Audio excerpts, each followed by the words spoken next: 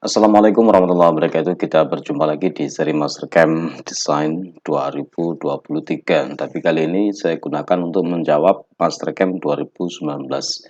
Pertanyaannya adalah sebagai berikut ya. Jadi ini yang digunakan adalah 2019 dan saya kira tampilannya itu nanti mirip-mirip aja, sama ya. Ada kesulitan menggunakan flow line di sebelah sini guna Champer 1 2. Ini kasusnya itu katanya nggak bisa jadi satu ya, jadi satu. Jadi nanti saya coba sekalian saya buat video untuk menjawab pertanyaan ini, yaitu cara untuk menggunakan flow line guna chamfer di kedua sisi ini dalam satu file, dalam satu program. Itu intinya. Jadi saya gunakan 2023, insya Allah nanti sama dengan 2019 sama.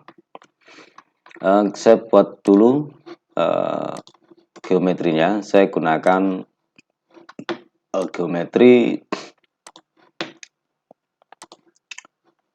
ini dari Ancor to Center kayak gini ya.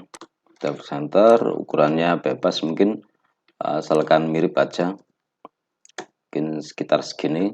Oke, saya tampilkan isometriknya, kemudian masuk di transform, translate seperti ini. Kemudian di arah Z ini bisa kita klik dari sini atau dari sini juga sama. Misalnya kita pakai 50 lah mungkin. Kemudian di sini kita join. Oke. Untuk sudutnya ini asalkan sama ya. Saya nggak tahu sudutnya soalnya gambarnya ini nggak ada sudutnya ya. Yang penting mirip. Saya gunakan dari top seperti ini. Kemudian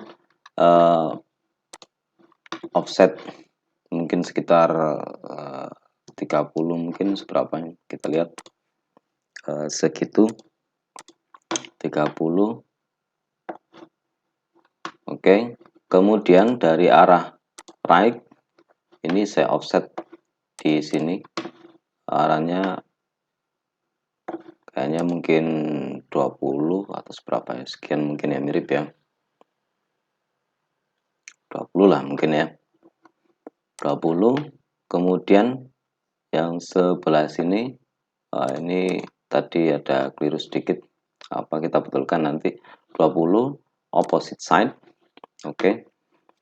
Kemudian yang atas ini kita rubah dari arah top, tadi kan 30 ya, 30 ini ke sini, opposite-nya kita klik selected side, tadi 30. Oke. Ini kita gunakan untuk dasar membuat sebuah bidang miring seperti ini. Ini ke sini kita tampilkan isometrik.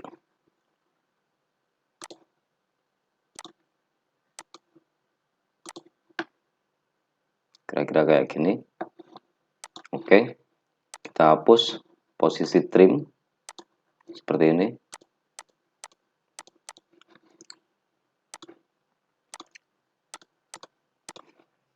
Oke, kita sudah punya dari arah top ya, agar nanti pengerjaannya di mesin ini top-top semua. Oke. Nah, ini bisa kita bentuk 3 dimensi, tinggal extrude ke sana. Bisa, tapi saya pakai wireframe aja sudah cukup. Oke.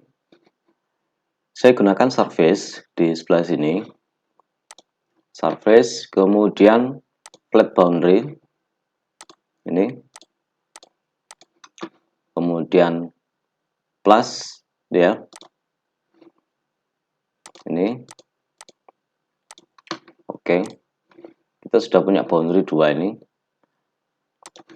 Punya surface ya. Surface ini kita gunakan untuk flow line. Mesinnya, mesin type saya pakai milling default. Kemudian di sini saya gunakan surface finish sesuai dengan pertanyaannya, pakai flow line ini. kemudian pilih 1, 2, oke. Dari flowline ini kita bisa lihat posisinya ini ya. Ini dia arahnya nanti seperti ini. Kalau pengen naik turun kita rubah dengan cut directionnya ini. Dia naik turun seperti ini. Jadi sesuai dengan perkiraannya saja, keinginannya. Kemudian step directionnya seperti ini. Diperhatikan. Ini kan berubah. Jadi bebas sesuai dengan keinginan dari programmernya. Klik OK, kemudian OK. Nanti muncul seperti ini, select library. Kalau ini tidak muncul, lihat di filter posisi aktif di endmill tribal ini. Oke. Kemudian yang diinginkan itu adalah R1 untuk diameter 10. Jadi endmillnya itu ada R-nya ya, R-nya 1, diameter aslinya 10, kemudian klik OK. Untuk kecepatannya, bitrate-nya ini tergantung dari bahan. Jadi misalnya saya gunakan sekian aja,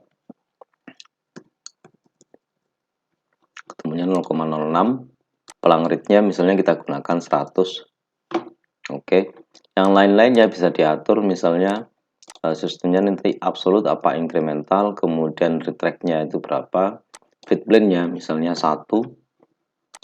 Jadi sebelum menuju ke titik 0 benda kerja, dia akan melambat 1 mm di atas benda kerja. Dia melambat menggunakan kecepatan pelang rate.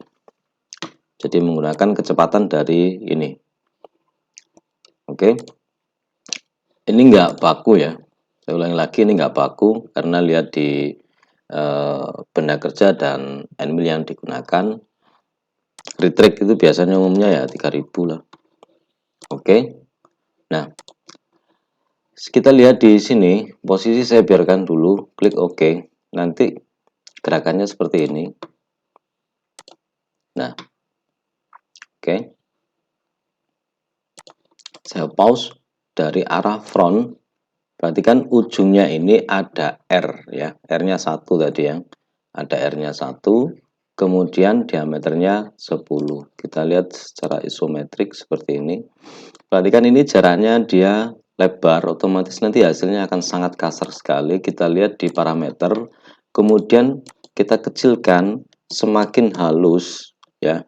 Itu membutuhkan angka di sini semakin kecil. Jadi misalnya 0,1 itu otomatis nanti distance perubahan dari sini ke sini jaraknya itu 0,1. Kalau pengen halus lagi ini diturunkan 0,05 atau berapa itu ya. Kemudian klik OK. Nah, kita lihat di sini posisinya dia mulainya dari sini sampai ke sini.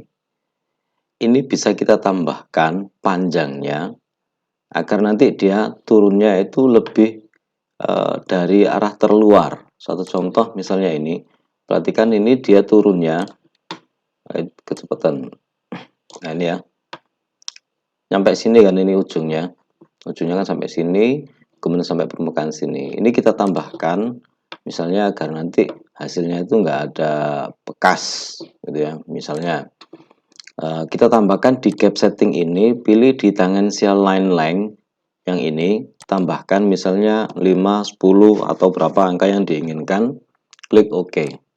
Kemudian klik OK. Nanti perhatikan sini akan bertambah panjang lintasannya. Nah, tambahan panjangnya 5 yang kita ketik tadi itu adalah ini. Oke.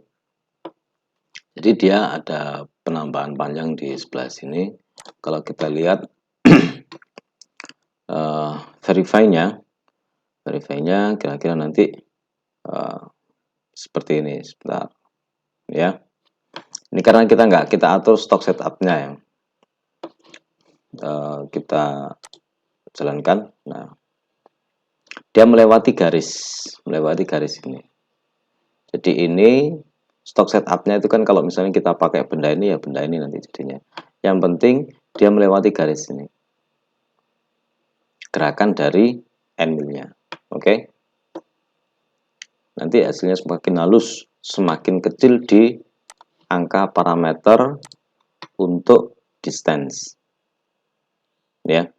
Jadi semakin kecil di sini nanti hasilnya semakin halus karena dia step perpindahannya semakin kecil, ini sebesar 0,1. Kalau pengen halus lagi, ya dikurangi 0,0 berapa itu ya, 0,05 atau berapa. Tapi nanti ya waktu dan lain-lainnya akan lebih panjang. Oke. Nah, ini melewati garis sampai ke sini ke bawah, sampai ke atas seperti itu.